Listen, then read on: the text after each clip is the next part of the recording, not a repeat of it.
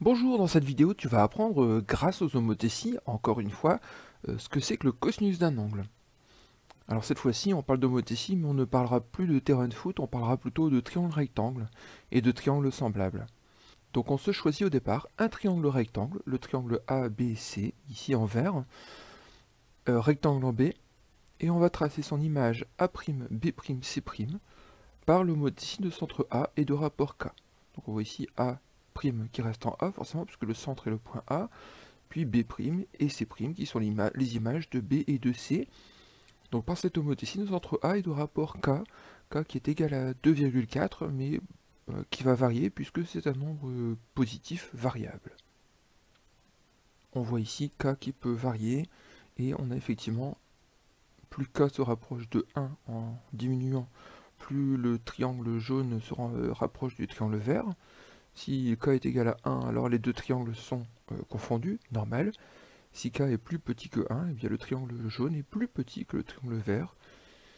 Et si K est égal à 0, eh bien le triangle jaune se réduit à un seul point, puisque les trois points A', B' et C' sont réunis sur le point A. Voilà. Et bien puisque les deux triangles ABC et A'B'C' sont issus l'un de l'autre par une homothétie, comme on l'a vu dans une activité précédente, je peux dire qu'ils sont semblables, et donc que les longueurs de leurs côtés sont proportionnelles. Je peux donc les mettre dans un tableau de proportionnalité comme je l'ai fait ici, avec les côtés du triangle vert AB, AC et BC dans la première ligne, et les côtés du triangle jaune dans la deuxième ligne, A'B', A'C' et B'C'. On fait bien attention à mettre les côtés correspondants l'un en dessous de l'autre. Qu'est-ce que je peux faire avec ce tableau de proportionnalité? Eh bien, puisque c'est un tableau de proportionnalité, je peux dire que pour passer de là à là, j'ai multiplié par le même nombre que quand je passe de là à là. Et réciproquement, si je passe de là à là, je multiplie par le même nombre que quand je passe de là à là. Et bien ce nombre qui permet de multiplier AC pour trouver AB, c'est bien le rapport AB sur AC. Je peux en déduire que ce nombre AB sur AC, il sera égal à A'B' sur A'C', puisque c'est le nombre qui permet de passer de là à là.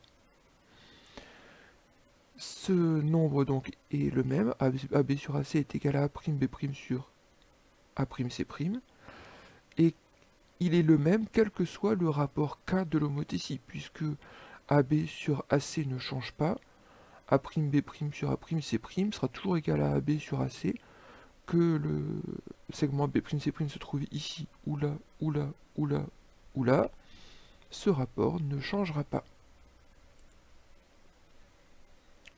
Que peut-on faire avec cette constatation? Eh bien regardez par exemple, voici un exercice dans lequel je donne un triangle ABC, rectangle en B, avec un angle A qui mesure 31 degrés, et puis AB qui mesure 6 et AC qui mesure 7. Et puis à côté, je donne un autre triangle DEF, un autre triangle rectangle, cette fois-ci en E, avec un angle D qui mesure 31 degrés, un côté DE qui mesure 4 cm, et puis les autres côtés, je ne les connais pas. Eh bien, qu'est-ce que je peux faire avec ça? Je vais essayer de déterminer la longueur de DF, sans faire aucune mesure, mais juste en faisant des calculs. Regardez, premièrement, je me rends compte que les deux angles A et D sont égaux, que j'ai deux triangles rectangles. À quoi ça peut me servir? Eh bien, je me rends compte qu'ici, je connais deux angles du petit triangle. Je vais donc pouvoir déterminer le troisième angle ici, en utilisant le fait que la somme des mesures des angles d'un triangle est égale à 180 degrés. De la même façon, dans le grand triangle, je connais deux angles, je vais pouvoir déterminer aussi le troisième. Et il se trouve qu'à chaque fois, pour trouver le troisième angle ici, ou le troisième angle là, le calcul est le même, ça va être 180 degrés moins la somme des deux premiers, c'est-à-dire de 90 et de 31. Je vais donc obtenir exactement la même mesure pour l'angle F que pour l'angle C. Les deux triangles ABC et DEF ont deux angles égaux. On peut donc dire que leurs troisièmes angles sont aussi égaux.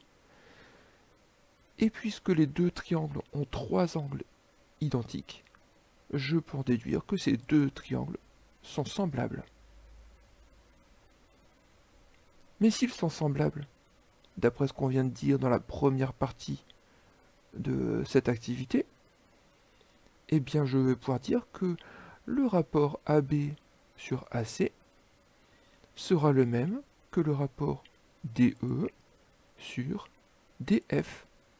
J'ai donc cette conclusion intermédiaire ici, AB sur AC égale à DE sur DF. Ah oui, mais AB sur AC, c'est 6 sur 7. 6 sur 7, bon je peux le calculer, ça fait environ 0,857. Mais on verra qu'ici ça ne m'intéressera pas de connaître la valeur approchée puisque je vais pouvoir trouver DF sans m'en servir. D'après ce que je viens de dire, AB sur AC c'est égal à DE sur DF. J'en déduis que DE sur DF est aussi égal à 6 sur 7. Mais comme je connais DE, je peux écrire que 4 sur DF est égal à 6 sur 7. DE, je rappelle que c'est égal à 4 cm. Et bien me voilà ici avec une belle égalité de fractions dans laquelle je vais pouvoir appliquer mon égalité des produits en croix. J'en déduis que DF est égal à 4 fois 7 divisé par 6. 4 fois 7, ça fait 28, divisé par 6, 28 sixièmes. Je peux simplifier et écrire que c'est 14 tiers. Et encore une fois, je peux donner une valeur approchée de 4,67, mais 14 tiers me suffit amplement. Conclusion à tout ça, eh bien, j'en déduis que si deux triangles rectangles ont un angle aigu de même mesure, alors leur rapport côté adjacent divisé par hypoténuse sont égaux. Le côté adjacent, c'est le côté qui relie le sommet de l'angle en question avec le sommet de l'angle droit. Et l'hypoténuse, on connaît ça déjà depuis la 6e, c'est le plus grand côté du triangle rectangle, c'est le côté qui est en face de l'angle droit.